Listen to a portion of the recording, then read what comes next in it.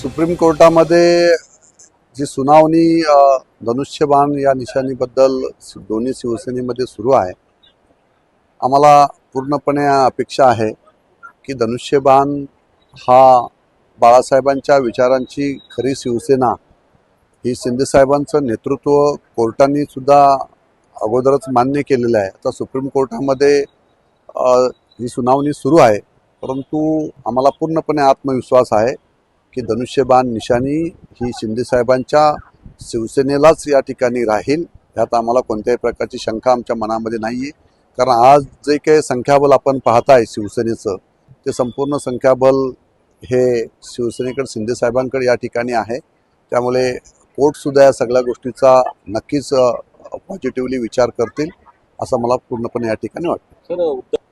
पण नक्कीच कपिल सिब्बलांचा आदर तर सगळ्यांना या ठिकाणी आहे। ते त्यांच्या पद्धतीने ते त्या ठिकाणी लढत आहेत किंवा ते त्यांच्या पद्धतीने कायदेशीर मुद्दे त्या ठिकाणी कपिल सिब्बल मांडत आहेत। परंतु ज्या पद्धतीचा हा लढा गेली 4 वर्ष सुरू आहे, त्याच्यामध्ये आपण सगळ्यांनीच पाहिलं की संपूर्ण शिवसेना ही बाळासाहेबांच्या विचाराची असणारी संघटना आहे आणि या संघटनेमध्ये लोकप्रतिनिधी म्हणून सर्वांनी एका मताने त्या ठिकाणी निर्णय घेण्यात आलेला आहे। त्यामुळे सगळेच लोक शिंदेसाहेबांच्या बरोबर त्यावेळेस आलेले होते। त्यामुळे आजही लोकप्रतिनिधी म्हणून सगळेच लोक साहेबांबरोबर त्या ठिकाणी ठामपणे उभे आहेत। आणि आपण पाहिलं की निवडणूक आयोगाच्या त्यानंतरच्या झालेल्या निवडणुकामध्ये लोकसभेची निवडणुका असेल, त्यानंतर विधानसभेची निवडणुका असेल, त्यानंतर नगरपालिका असतील, ग्रामपंचायतपर्यंत ज्या ज्या निवडणुका चिन्हावरती झाल्या त्या धनुष्यबाणच्या चिन्हावरच शिवसेना या ठिकाणी लढलेली आहे। त्यामुळे नक्कीच धनुष्यबाण ही निशाणी शिवसेनेकडेच या ठिकाणी राहील, यात कोणत्याही प्रकारची शंका आमच्या मनामध्ये नाही आहे।